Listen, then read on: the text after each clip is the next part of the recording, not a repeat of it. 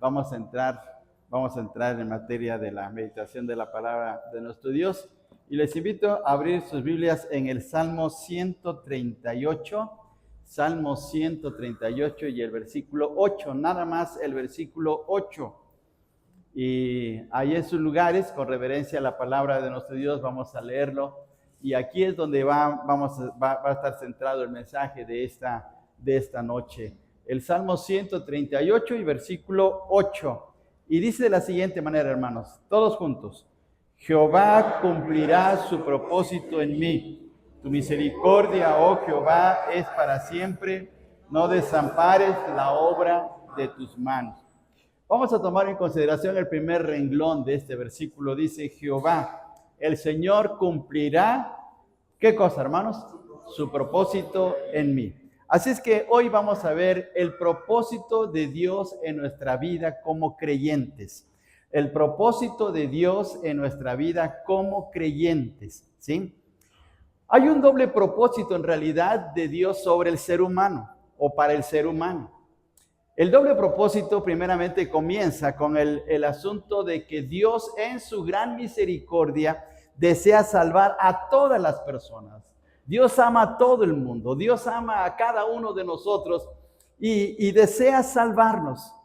Y ese es el primer gran propósito de Dios. La razón de por qué el Señor Jesucristo vino al mundo es para salvar a cada persona. Claro, ahí va a depender de la persona de responder al llamado del Señor, pero el propósito del Señor es que todo el mundo llegue a conocer de Él, a experimentar de la salvación. Por eso es que a veces Dios se tarda en prolongarle la vida o retarda la vida de una persona porque le sigue llamando. Y el apóstol Pedro dice en la segunda carta que él escribe en el capítulo 3, que el Señor es paciente para con todos, para que procedan al arrepentimiento. Entonces Dios desea que toda persona llegue a conocer de Él, a experimentar de su gracia y sea salva. Ese es el primer gran propósito. Pero hay un segundo propósito y es el hecho de que Dios desea ayudarnos a crecer y poder ser sus siervos fieles, consagrados a Él. Y en ese asunto, en ese propósito que Él tiene de ayudarnos a poder ser sus servidores y cumplir la tarea que ha designado para nosotros desde antes de la fundación del mundo, nos permite experimentar diferentes situaciones a fin de llegar al punto clave, al punto crítico donde Él desea ayudarnos o hacer que se cumpla su voluntad. ¿Por qué nacimos en la familia donde nacimos? ¿Por qué estamos en esta iglesia? ¿Por qué llegamos a vivir a esta ciudad? ¿Por qué tenemos los trabajos que tenemos? ¿Por qué tenemos el tipo de sangre que tenemos? ¿Por qué nos hemos casado con la persona con que nos casamos? Bueno, Dios ha planeado todas las cosas. Dios ha planeado todo, ¿sí? Y ha hecho cosas grandiosas en nuestras vidas.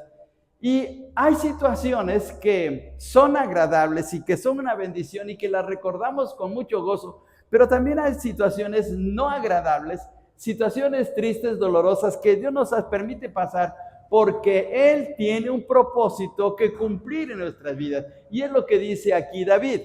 Este salmo, el Salmo 138, fue escrito por el rey David. Si ustedes pueden ver en el primer versículo, en la parte de arribita, dice Salmo de David. El Salmo 138 fue escrito por él. Ahora, pensemos en David. David era un jovencito, pastorcito, estaba al cuidado de las ovejas. ¿Qué iba a pensar que un día iba a ser rey? ¿Qué iba a pensar que un día iba a vencer a Goliat? ¿Qué iba a pensar él que iba a tener la gran promesa y el pacto de Dios de que nunca faltaría de su descendencia alguien que se sentara en su trono? Él ni siquiera se imaginaba.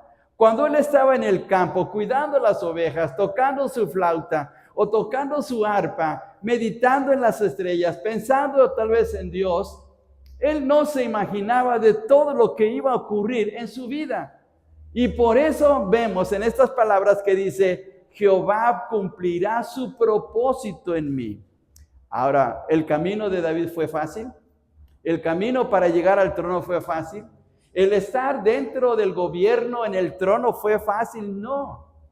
Pasaron situaciones muy difíciles en él, situaciones muy complicadas en su propia vida, en su propia familia. Pero todo eso se fue uniendo, se fue armonizando como un rompecabezas para que pudiera llegar a ser el varón conforme al corazón de Dios, como dicen las Escrituras. Tal vez David ni siquiera se imaginaba que iba a tener el gran problema con el rey Saúl y que iba a ser perseguido y que tarde o temprano el rey lo iba a encontrar y iba a acabar con su vida. Ni siquiera se imaginaba David esa situación. Claro, no ocurrió de esa manera, pero él pasó por momentos muy tristes, muy dolorosos. Él estuvo llorando muchas veces porque no entendía el plan de Dios, no entendía lo que le estaba pasando y clamaba a Dios. Y los salmos reflejan su angustia. Le pedía a Dios: ¿hasta cuándo, Señor, vas a permitir estas situaciones? ¿Hasta cuándo no me vas a redimir? ¿Hasta cuándo no me vas a libertar de mis enemigos? Y hacía constantemente esa pregunta. Pero Dios estaba fraguando ese plan precioso hasta que llegara al momento final de su vida, donde se concluyera lo que Dios quería hacer con el rey David. Y en toda la historia de Israel en el Antiguo Testamento no hubo un rey más grandioso, más temeroso y más amante de Dios que el rey David. Y miren qué cosa tan tremenda. Y por eso también nosotros debemos estar a la expectativa y cumpliendo ese propósito de Dios, aun cuando tengamos que pasar por diferentes experiencias en nuestras vidas. A veces pasamos por momentos dolorosos, tristes. A veces perdemos a un ser querido, o a veces tenemos que realizar algo que no nos agrada, pero Dios está moviéndonos con la finalidad de hacer cosas que para Él son importantes y que están formando ese rompecabezas divino que nos va a ayudar a cumplir su propósito. Un ejemplo más que tenemos en esta situación es José, el hijo de Jacob. Por favor, vayamos al libro de Génesis para que veamos esta situación en la vida de este joven tan especial. Les invito, por favor, a ir al libro de Génesis en el capítulo 37. Veamos las experiencias que él vivió. Veamos las situaciones que estaba pasando José. El título, vuelvo a repetir, es el propósito de Dios para la vida, para nuestra vida de creyentes. El propósito de Dios para nuestra vida de creyentes. Ahora, fíjense bien, versículo 4 del capítulo 37, dice así: y viendo sus hermanos que su padre lo amaba más que a todos sus hermanos, ¿qué ocurrió? Le aborrecían en su propia familia.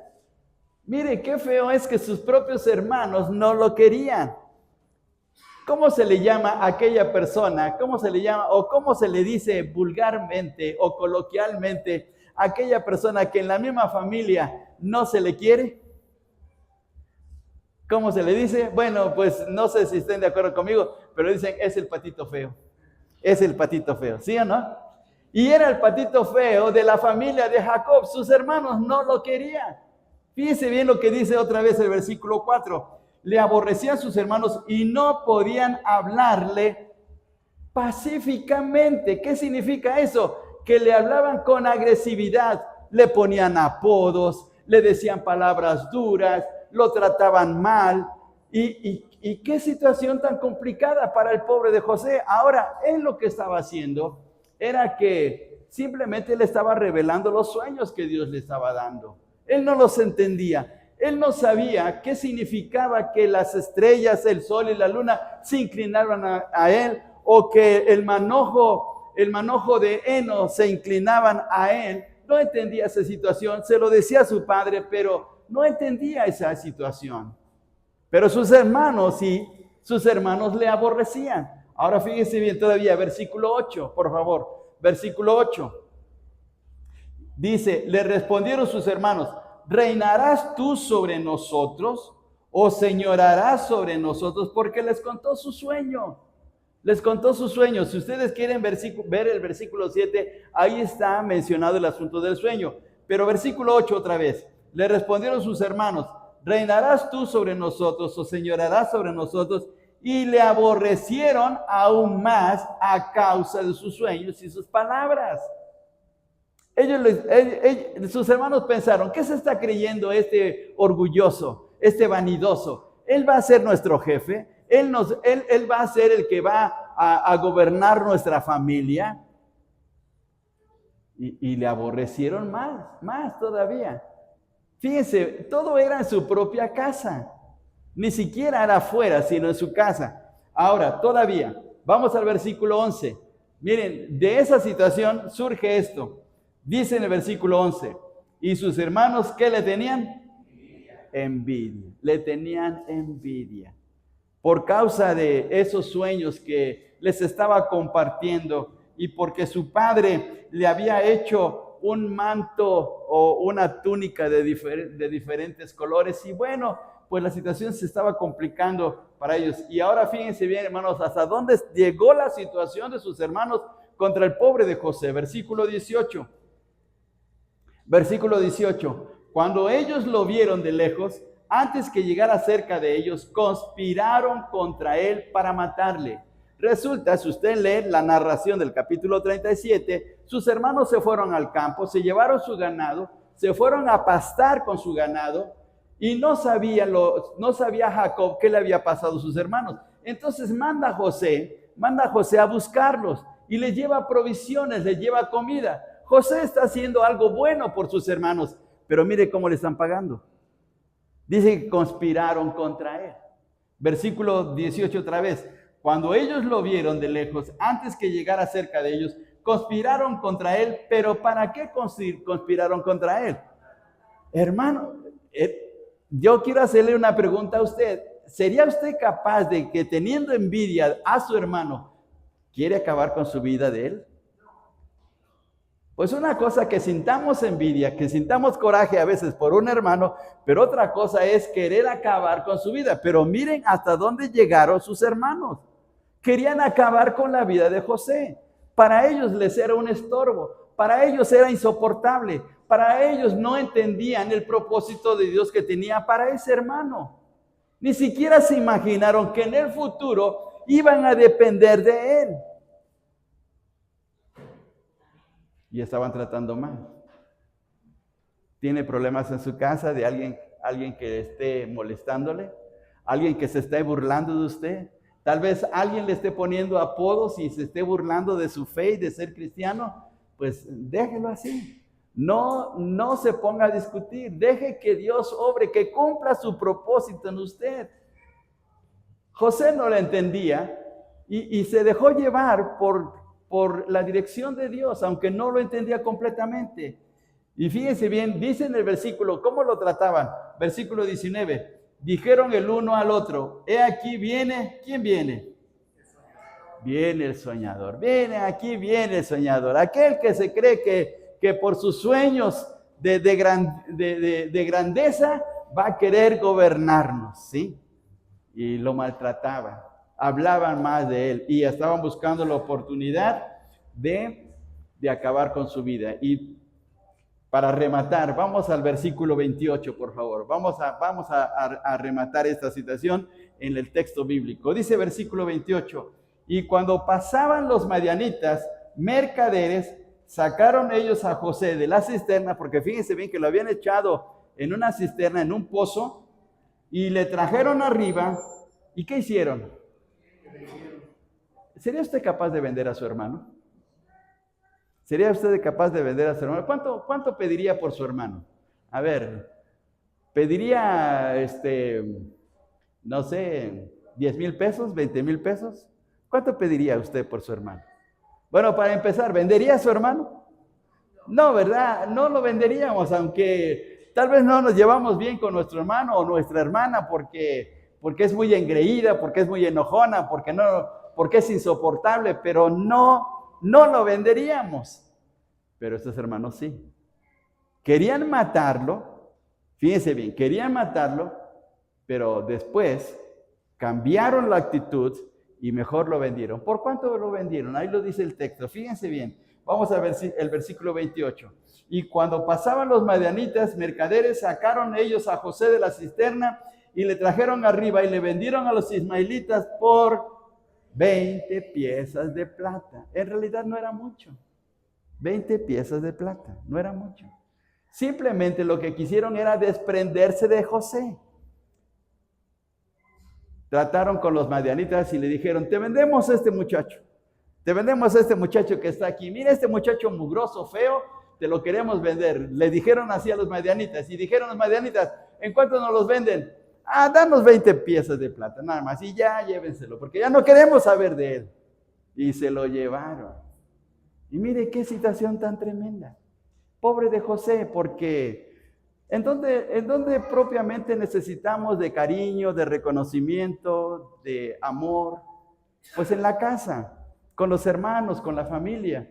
Pero José no lo tenía. José tenía un rechazo muy persistente de parte de sus propios hermanos. Fíjense bien qué cosa tan tremenda.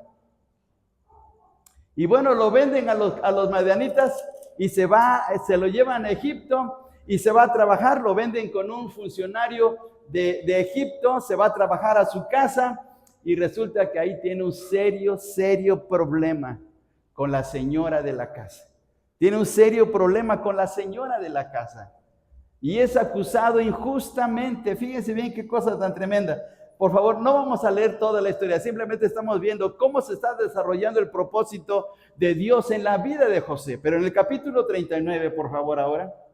Capítulo 39, versículo 19, 39, 19. Dice así. Y sucedió que cuando oyó el amo de José las palabras que su mujer le hablaba diciendo, así me ha tratado tu siervo, se encendió su furor, versículo 20, y tomó su amo a José y lo puso ¿en dónde?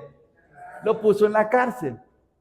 Una situación de injusticia. Ahora, en ese tiempo no había derechos humanos, no había abogados, no había las leyes como las tenemos nosotros. Simplemente fue enviado a la cárcel. Y mire qué feo.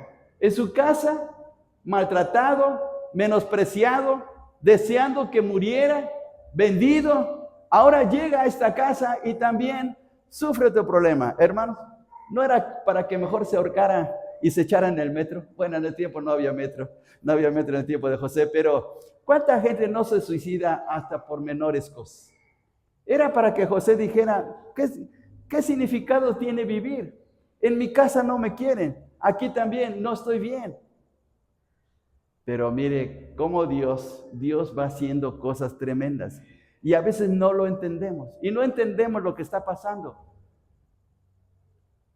Estamos viviendo en este momento, en este año, en 2025, y no entendemos todo el propósito que Dios tiene para nuestras vidas. Pero Dios está trabajando. Filipenses 1:6 dice que el que comenzó la buena obra, la perfeccionará hasta el día de Jesucristo. ¿Qué está haciendo Dios en nuestro interior? Está perfeccionando su obra. Está formando todas las piezas del rompecabezas que tienen que ver con nuestro propósito, con nuestra vida, para algo glorioso en el futuro. Pero nosotros no lo entendemos. Nosotros nada más vemos lo externo. Vemos el dolor, el sufrimiento, las situaciones de la vida, vemos las injusticias, vemos los problemas, vemos la angustia, pero no nos damos cuenta que Dios está haciendo cosas grandiosas en nuestro interior. Y ahora fíjense bien lo que sucedió. Aquí, en este capítulo 39, cuando José va a la cárcel, dice de la siguiente manera el versículo 21. Miremos el versículo 21. Pero Jehová estaba con José. Note esa frase. Dios no lo había abandonado. Aunque había salido de su casa de una situación muy crítica, aunque había sido aborrecido, maltratado, conspirado contra él para matarle y vendido a los madianitas, pero Dios estaba con él. Y hermanos, ¿Dios está con nosotros, sí o no? Dios está con nosotros. Y a veces nos preguntamos, ¿y ahora por qué no tengo trabajo? ¿Ahora por qué mi economía está hecha pedazos. Ahora, ¿por qué mi familia está pasando por situaciones difíciles? Ahora, ¿por qué me está pasando desánimo en mi vida espiritual? Bueno, Dios está haciendo algo especial en nuestras vidas porque está preparando el escenario para algo mucho más grandioso. Alguien dijo que las lágrimas que nosotros derramamos son las lágrimas que están regando el campo de bendición que viene en el futuro. Y mire qué tremendo, ¿sí? Lo que ahorita lloramos, más adelante se va a convertir en un tremendo gozo. Y José estaba experimentando situaciones muy difíciles y no entendía la situación, pero dice el texto, Dios estaba con él. Y veamos por favor todavía el versículo 21. Pero Jehová estaba con José y le extendió su misericordia y le dio gracia en los ojos del jefe de la cárcel. Fíjense bien, 3 cosas ocurren en la vida de José en este versículo. Número 1, Dios estaba con él. Número 2, Dios le extiende su misericordia. Número 3, Dios le da gracia con la gente de la cárcel.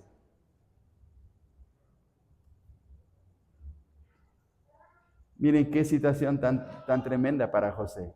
Él no lo entendía, pero Dios estaba haciendo algo grandioso en su vida. Ni siquiera se imaginaba, pero Dios estaba trabajando en él. Ahora, nos vamos a dar cuenta que en este pasaje, hermanos, en este pasaje, Dios empieza a trabajar en la vida de José. Estando en la cárcel, y hermanos, las cárceles en el tiempo antiguo no son como las cárceles modernas, ¿sí? Hoy en las cárceles, hermanos, hay televisión. Hoy las personas que están internas tienen ciertos beneficios, pero en este tiempo no. En ese tiempo las cárceles eran muy tremendas. Pero José halló gracia en ese lugar. Dios estaba ahí ayudándole. Y dice en el versículo 22, y el jefe de la cárcel le entregó en mano de José el cuidado de ¿quiénes? De todos los presos. Lo puso como jefe. Miren, lo puso como un jefe dentro de la cárcel. ¿Quiénes son los jefes de las cárceles? Pues los mafiosos, los más tremendos. Pero en este caso aquí fue José, un hombre temeroso de Dios. Dios estaba con él. Y miren qué bendición. Y luego resulta que aquí mismo en la cárcel, y lo podemos ver en el capítulo 40, se encuentra con 2 funcionarios del faraón. 2 funcionarios del faraón que son el copero y el panadero. ¿Y qué ocurre ahí en la cárcel? Les interpreta los sueños. El panadero sueña con un canasto de pan en su cabeza, pero que venían las aves y se comían el pan, y le dice a José, ¿qué significa eso? Y José le dice, pues mira, eso significa que tú vas a morir. Y luego el copero sueña que está poniendo el jugo de uva en la copa del faraón, y le está exprimiendo las uvas y se las está dando al faraón, y el copero le dice a José, ¿qué significa mi sueño? Y le dice, tú vas a ser restaurado en tu puesto. Y así se cumplió. Y fíjense bien que ocurrió algo muy especial ahí. Vamos al capítulo 40, por favor. Y luego, versículo 19. Al cabo de 3 días, quitará Faraón tu cabeza de sobre ti, te hará colgar en la horca, y las aves comerán de tu carne sobre ti. Eso es con relación al panadero. Versículo 20. Al tercer día, que era el día del cumpleaños de Faraón, el rey hizo banquete a todos sus sirvientes y alzó la cabeza del jefe de los coperos y la cabeza de los panaderos entre sus servidores. E hizo volver a su oficio el jefe de los coperos y dio a este la copa de mano de Faraón. Mas hizo ahorcar al jefe de los panaderos, como lo había interpretado José. Y el jefe de los coperos, miren lo que ocurrió, no se acordó de José, sino que le olvidó. En lugar de agradecerle el copero, en lugar de decir, ay, me acuerdo de este joven que me interpretó mi sueño y que ahora tengo otra vez mi trabajo y que estoy aquí frente al faraón, y bueno, pues me voy a acordar de José, le voy a mandar, no sé, le voy a mandar una despensa, o le voy a mandar un regalito, o le voy a mandar un vestido, tal vez, no sé, algo. Pero dice el texto que le olvidó. Le olvidó. ¿Cuánto tiempo le olvidó? 2 años. En el capítulo 41, versículo 1 nos dice cuánto tiempo fue el olvido. Aconteció que pasados 2 años, ¿qué ha de haber pensado José? Qué ingratitud del panadero y del copero. Me olvidaron. No tengo amigos, no tengo quien me quiera, no tengo quien me eche la mano. Y podría estar pensando, allá en mi casa, mis hermanos, ¿cómo me trataron? En la casa de Potifar, ¿cómo me trataron también injustamente? Ahora aquí me están olvidando. ¿Para qué vivir? ¿Tiene significado seguir con la vida? ¿Tiene significado seguir adelante? José se pudo haber deprimido y decir, pues aquí mejor se acabó todo. Pero no es así. Porque Dios estaba con él y Dios estaba trabajando en su corazón, preparando el plan grandioso para su vida. Después de esos 2 años, en realidad fueron 13 años que pasó en la cárcel José. Después de esos 13 años, el faraón tiene sus sueños. Pregunta bíblica. ¿Cuáles fueron los 2 sueños del faraón? ¿Se acuerdan? Muy bien, de las espigas y de las vacas, muy bien. ¿Y a quién mandaron a interpretar esos sueños? Porque los magos del faraón no podían interpretar. Y mandaron a llamar a José. Ahora sí. Y fíjense bien, aquí tal vez uno puede decir, bueno, 13 años son muchos años. Podía decir José, pues ya perdí mucho de mi vida, 13 años, pero no en el plan de Dios.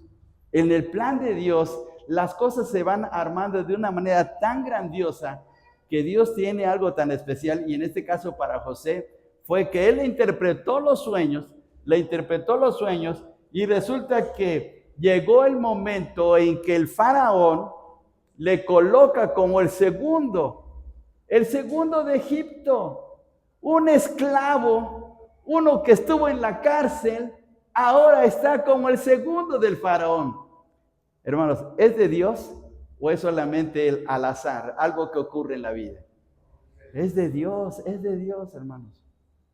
¿Por qué estamos aquí? Porque es de Dios que estemos aquí. Porque Dios está haciendo algo, está fraguando un plan precioso a nuestro favor. Y fíjense bien, hermanos, vamos a ver, por favor, el versículo 42 en adelante. Entonces Faraón quitó su anillo de su mano y lo puso en la mano de José y lo hizo vestir de ropas de lino finísimo y puso un collar de oro en su cuello. Versículo 43. Y lo hizo subir en su segundo carro y pregonaron delante de él, doblad la rodilla. Y lo puso sobre toda la tierra de Egipto. Miren qué posición tan tremenda. ¿Se imaginaba eso José? No, ni idea tenía. Pero Dios es tan grande en la vida de José que lo llega a colocar aquí, y es lo mismo. Ahora, el Dios de José es diferente al de nosotros, ¿verdad? No, hermanos, sigue siendo el mismo. Y no entendemos por qué Dios a veces nos está permitiendo ciertas experiencias, pero en el plan de Dios, Él está armando todo porque Él quiere hacer algo grandioso en nuestras vidas. Y fíjense bien, hermanos, sabemos que los sueños de Faraón tenían que ver con 7 años de abundancia y 7 años de hambre.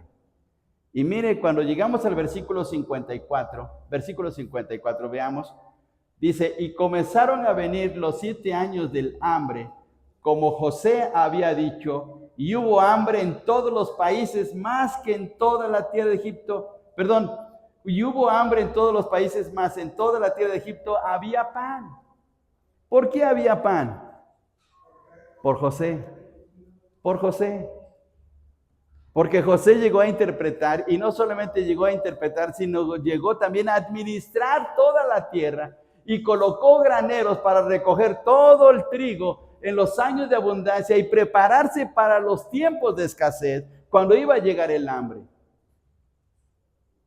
Dios tenía ese plan. Ahora, ¿Solamente era la relación con Egipto?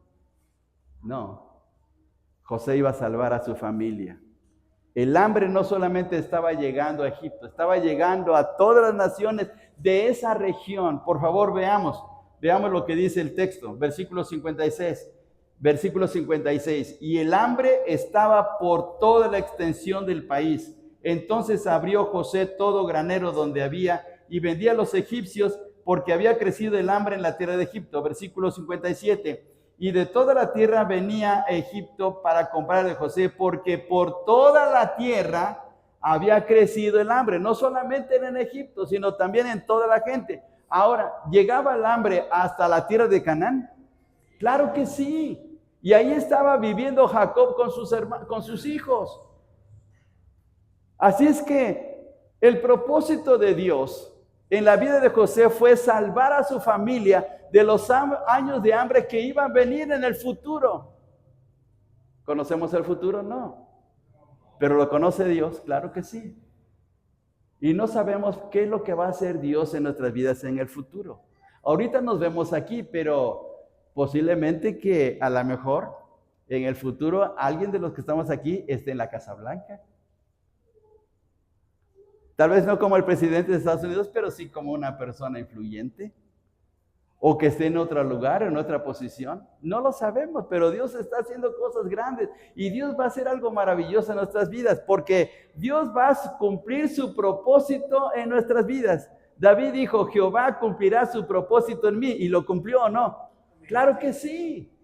Y lo va a cumplir también en nosotros. Dios no hace cosas a medias. Dios no deja las cosas truncadas. Dios no hace las cosas al ahí se va. Él va haciendo todo de una manera tan perfecta que tarde o temprano va a cumplir su plan en nuestras vidas. Así es que, hermanos, tenemos que ponernos en las manos de Dios. Y tenemos que decir con el Señor, Señor, cumple tu propósito en mí. Haz tu voluntad en mí. Y puede ser que haya sufrimiento, puede ser que haya situaciones conflictivas, críticas en nuestras vidas. Puede ser que pasemos por un momento triste, pero Dios va a hacer la obra en nuestras vidas, ¿sí? Ahora, hermanos, ¿la vida de José fue fácil?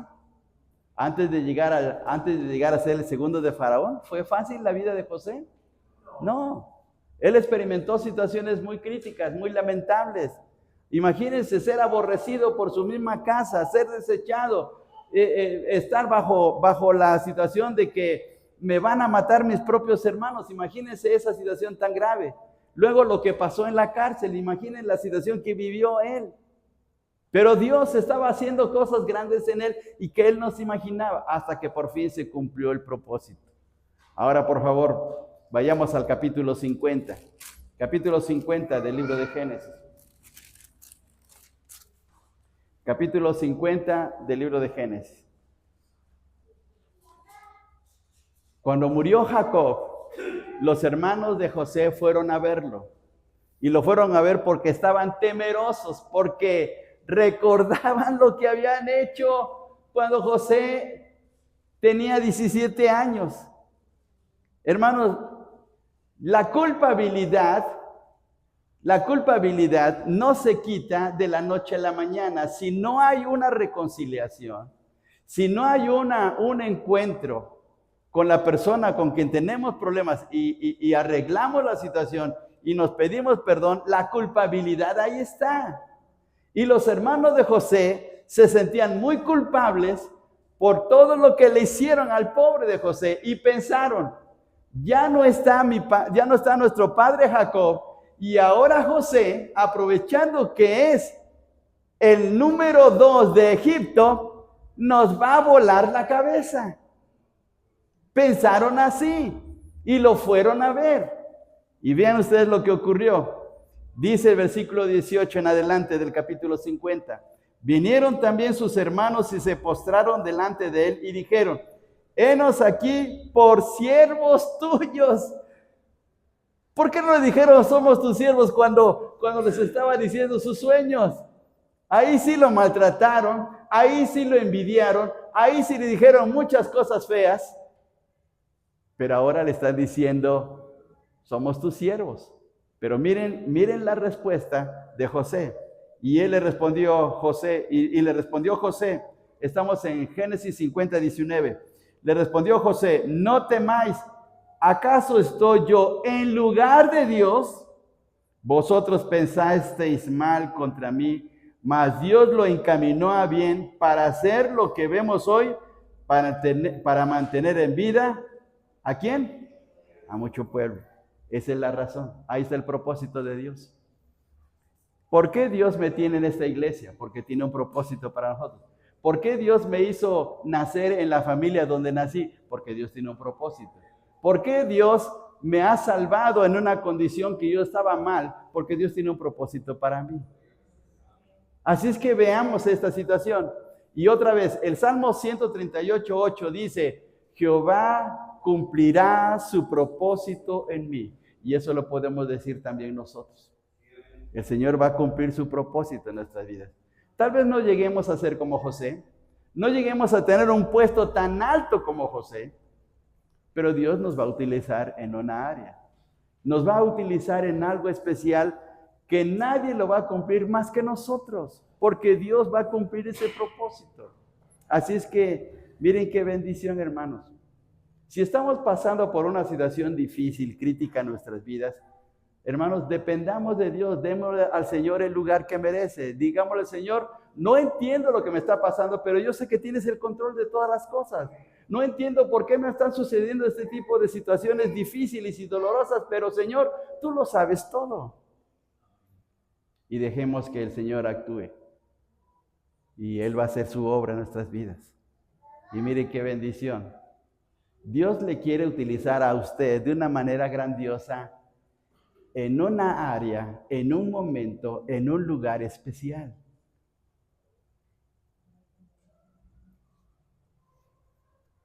Acepté al Señor Jesús en 1972. Tenía 17 años. A los 19 años, un hermano misionero me invitó para participar con él en la región de Orizaba, en Veracruz. Ni siquiera me imaginé de Nesa. Es más, ni quería yo venir a Nesa. Cuando pasaba por acá, por la avenida Zaragoza, cuando venía a ver a mi hermano aquí en el DF y veía los llanos de Nesa, ni siquiera me imaginaba que iba a estar aquí. Pero Dios me trajo acá, me trajo aquí a Nesa. Y ¿se imaginaba usted que iba a venir a vivir aquí? Tal vez usted estaba pensando, no, yo me voy a ir a vivir a Nueva York, yo me voy a vivir a Dallas, yo me voy a vivir a Monterrey, yo me voy a ir a vivir a Guadalajara, etc. Pero Dios nos colocó en un lugar especial porque Dios tiene un propósito en nuestras vidas. Y Dios tiene algo especial en nuestras vidas. Mire, todas las experiencias que nos están pasando es porque Dios está haciendo cosas grandiosas en nuestras vidas y va a cumplir su propósito en nosotros. Así es que dependamos del Señor. Digámosle, Señor, estoy en tus manos. Haz lo que quieras en mi vida. Yo no sé lo que vas a hacer conmigo en esta semana, ni el próximo mes, ni el próximo año, no lo sé. Pero tú sí lo sabes, Señor. Así es que mi vida está en ti. Y hermanos, Dios no va a hacer algo que va a traer ruina a nuestras vidas, siempre va a traer bendición, aunque en un momento dado no lo entendamos. Va a traer bendición. Así es que tomemos en cuenta esto. Miren qué bendición, hermanos. Dependamos de nuestro Señor. Dobleguémonos a Él. Y si no entendemos qué es lo que nos está pasando, digámosle, Señor, yo quiero caminar en tu voluntad. Yo quiero hacer lo que a ti te agrade. Utilízame. Y, Señor, todo está bajo tu control. Vamos a darle gracias a nuestro Dios por esta palabra que hemos recibido. Hermanos Roberto, diríjanos en oración, por favor. Amoroso Padre Celestial, muchas gracias, Señor, porque nos has hecho conocer que dependemos de ti. Nos has hecho conocer